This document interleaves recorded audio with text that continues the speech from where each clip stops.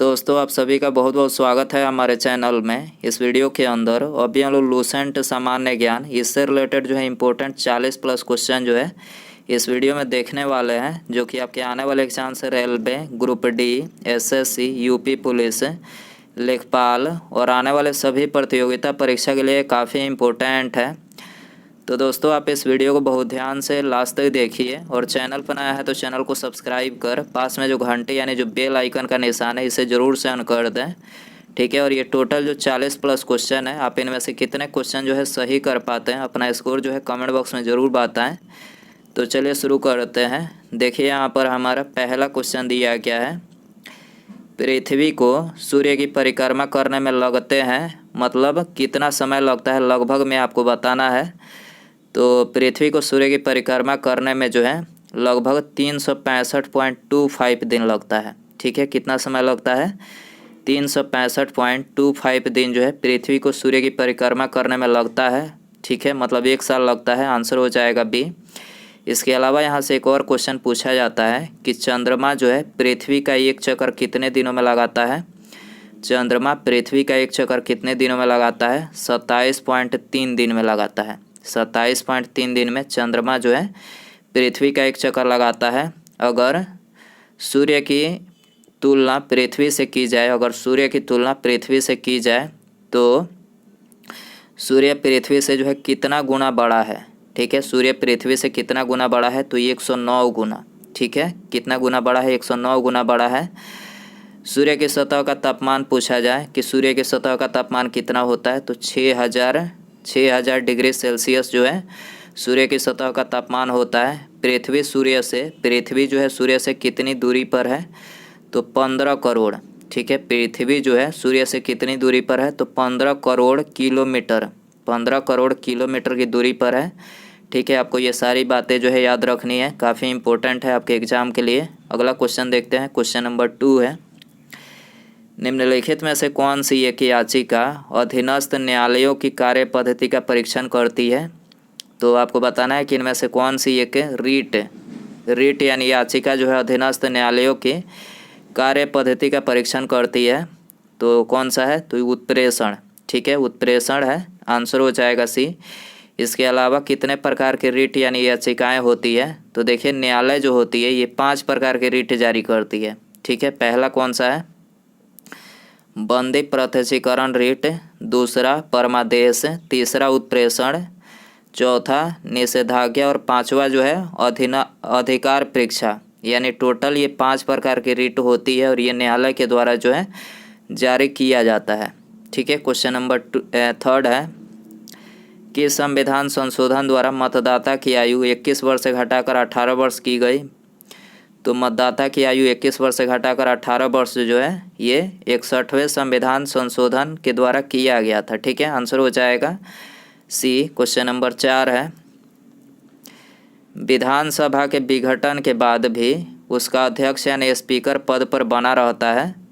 विधानसभा के विघटन के बाद भी उसका अध्यक्ष यानी स्पीकर जो होता है ये पद पर बना रहता है।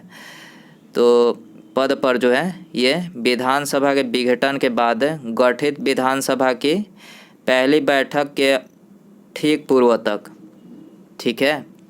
विधानसभा के विघटन के बाद गठित विधानसभा की पहली बैठक के मतलब पहली बैठक के ठीक पूर्व तक, ठीक है। जब तक कोई पहली बैठक नहीं हो जाती तब तक जो है ये अपने पद पर बना रहता है, ठीक है। याद रखना है। आंसर हो जाएगा ए। क्वेश्चन नंबर 5 है, राष्ट्रीय मानवाधिकार आयोग का अध्यक्ष किसे बनाया जाता है। राष्ट्रीय मानवाधिकार आयोग का अध्यक्ष किसे बनाया जाता है?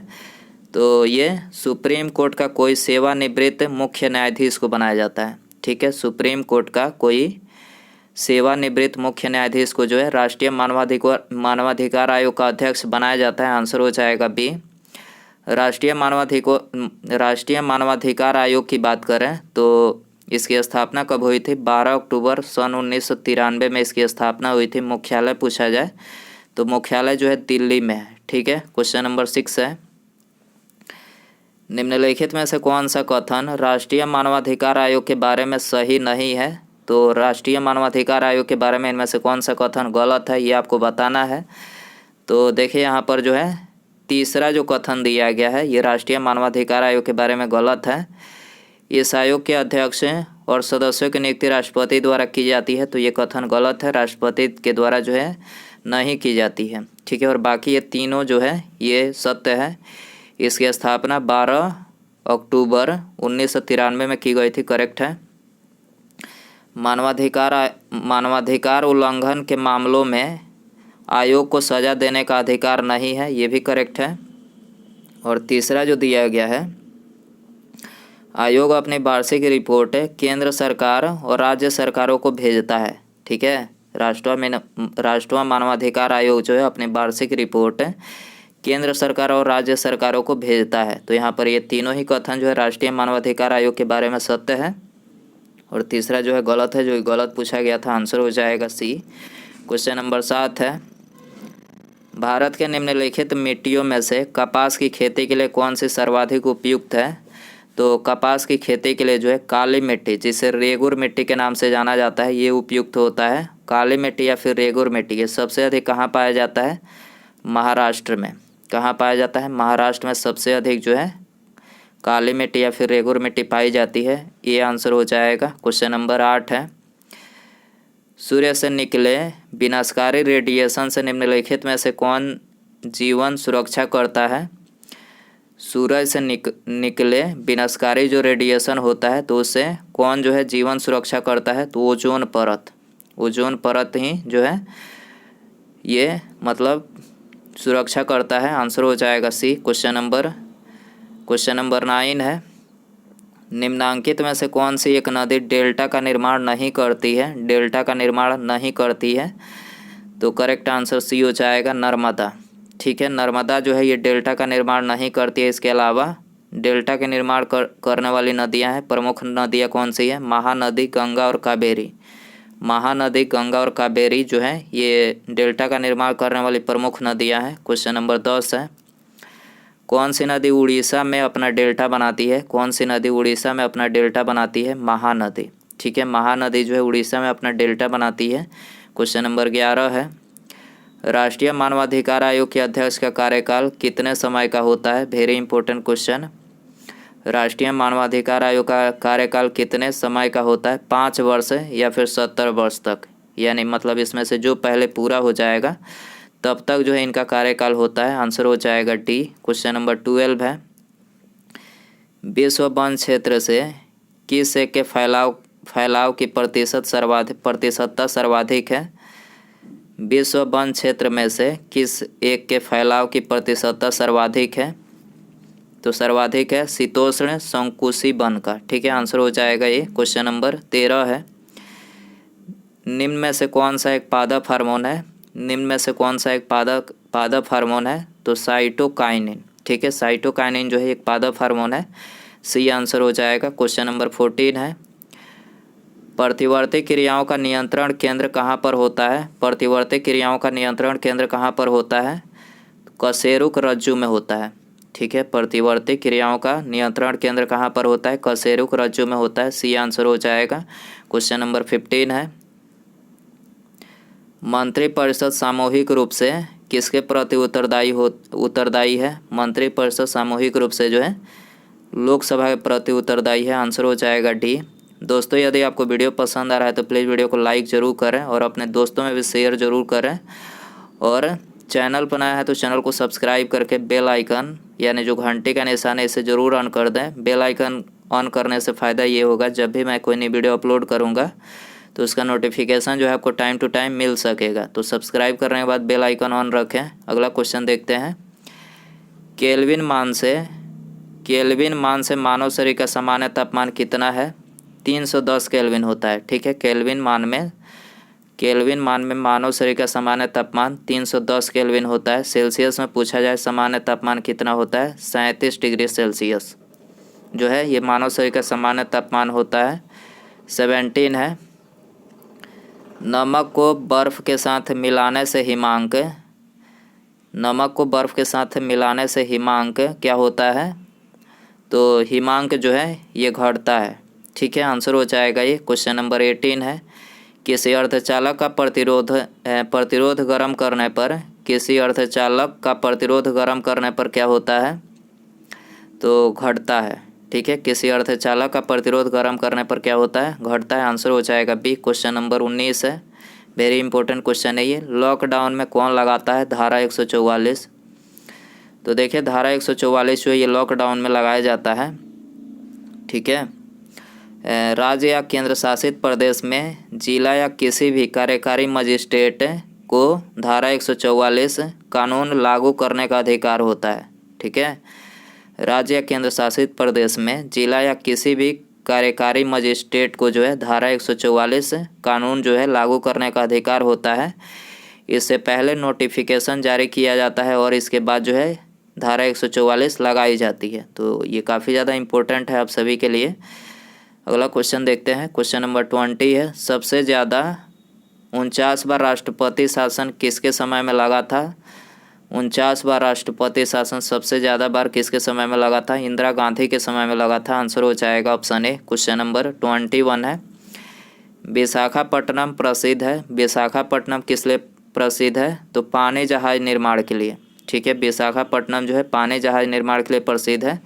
सी आंसर हो जाएगा। निम्नलिखित में से कौन सा मिलान गलत है? तो यहाँ पर ये तीसरा मिलान गलत है।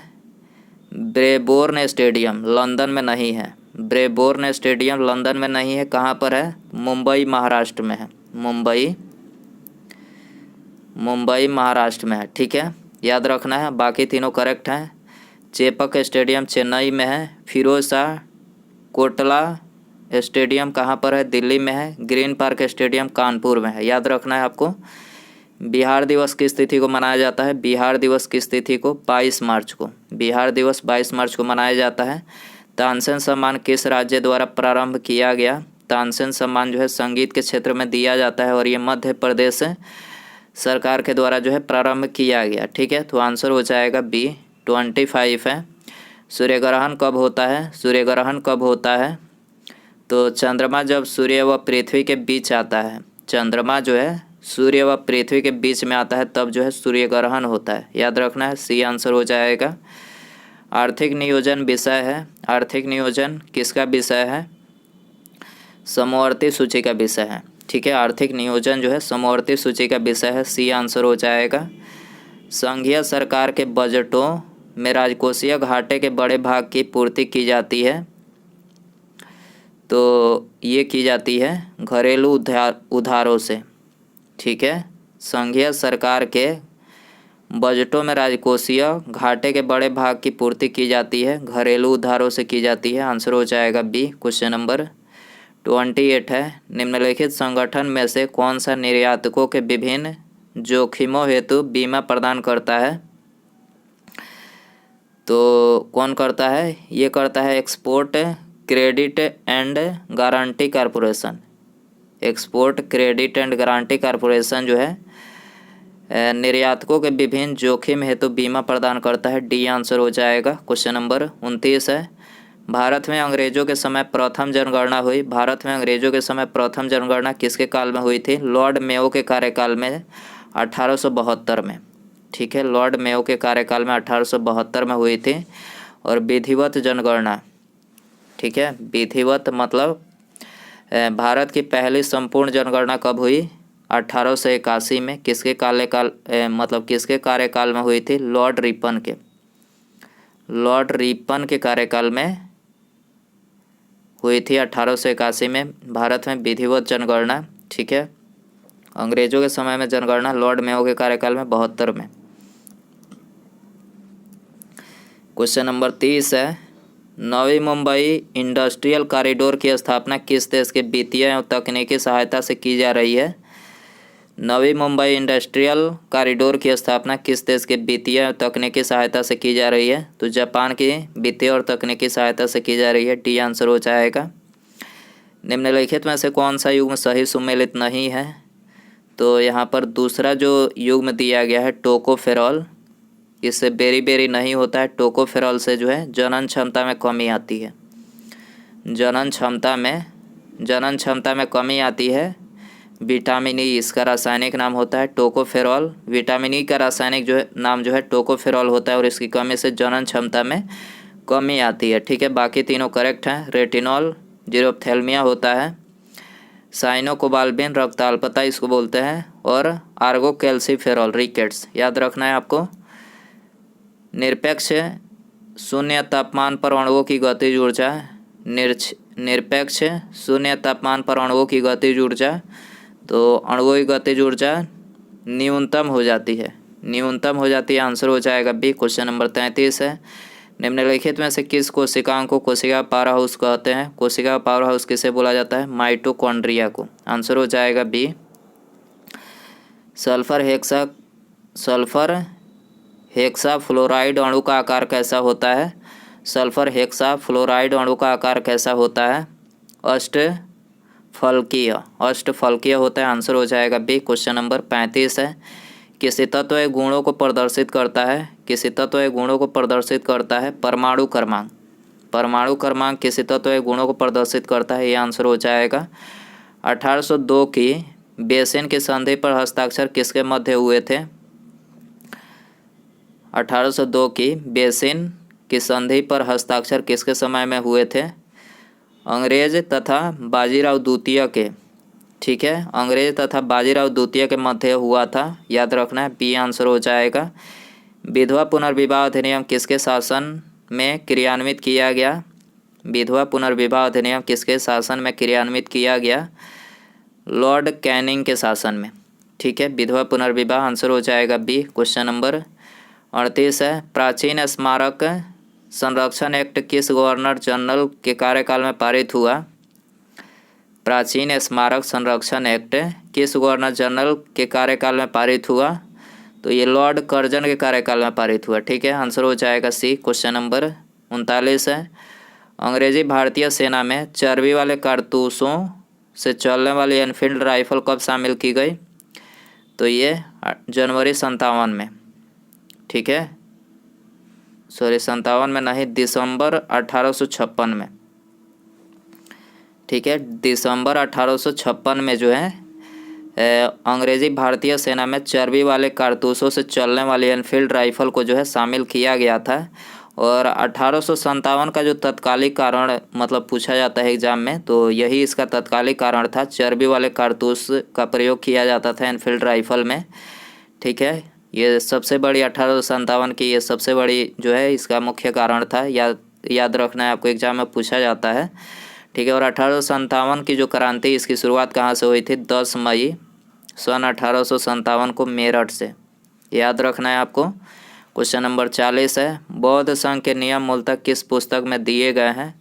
बौद्ध संघ के नियम मूलतः किस पुस्तक में दिए गए हैं? तो ये दिए गए हैं विनय पिटक पुस्तक में, विनय पिटक में दिए गए हैं। बी आंसर हो जाएगा। निम्नलिखित में से कौन सा शासक वर्ण व्यवस्था का रक्षक कहा जाता है? कौन सा शासक वर्ण व्यवस्था का रक्षक कहा जाता है? गौतमीपूर्ण सतकर्णी। ठीक है, गौतमीपूर्ण सतकर्णी को जो है वर्ण व्यवस्था का रक्षक कहा जाता है। सी आंसर सही रहेगा। क्वेश्चन नंबर 42 है, राजश्री कौन थी? Very important question. राजश्री कौन थी? हर्ष की बहन थी। ठीक है, राजश्री कौन थी? हर्ष की बहन थी। आंसर हो जाएगा डी। 43 है, बाबर को विश्व प्रसिद्ध कोहिनूर हीरा उसके पुत्र हुमायूं ने प्रदान किया था। हुमायूं को ये हीरा कहाँ से प्राप्त हुआ? बाबर को विश्व प्रसिद्ध कोहिनूर हीरा उसके पुत्र हुमायूं से प्राप्त हुआ था। हुमायूं को यह हीरा कहाँ से मतलब प्राप्त हुआ था? तो हुमायूं को यह हीरा जो है ग्वालियर, ठीक है, ग्वालियर से जो है प्राप्त हुआ था। सी आंसर हो जाएगा। क्वेश्चन नंबर 44 है, गर्म करने से विस्तारण क्या होता है? पदार्थ का घनत्व घटा देता है। गर्म करने से विस्तारण क्या होता है? पदार्थ के घनत्व को घटा देता है। सी आंसर हो जाएगा। उसके बाद यहाँ पर हमारा अगला क्वेश्चन है और ये इस वीडियो का लास्ट क्वेश्चन है। क्वेश्चन नंबर 45 है, जीरेनियम पौधे किस भाग से इसका तेल जिसका उपयोग सुगंध बनाने के लिए किया जाता है निकाला जाता है? जीरेनियम पौधे किस भाग से इसका तेल जिसका उपयोग सुगंध बनाने के लिए किया जाता है निकाला जाता है? किससे निकाला जाता है? तो ये निकाला जाता है पत्तियों से, याद रखना है। आंसर हो जाएगा ऑप्शन ए। तो दोस्तों ये था लूसेंट सामान्य ज्ञान के 45 क्वेश्चन। आई होप कि ये वीडियो पसंद आया रहेगा। आप इन 45 क्वेश्चन में से कितने क्वेश्चन जो है सही कर पाए हैं अपना स्कोर कमेंट बॉक्स में ज़रूर बताएं। और वीडियो पसंद आया हो तो प्लीज़ वीडियो को लाइक ज़रूर करें और अपने दोस्तों में शेयर ज़रूर करें, ठीक है। और चैनल पर नया है तो चैनल को सब्सक्राइब करके बेल आइकन यानी जो घंटी का निशान है इसे ज़रूर से ऑन कर दें, ठीक है। मिलते हैं अगले वीडियो में। नमस्कार, जय हिंद, जय भारत।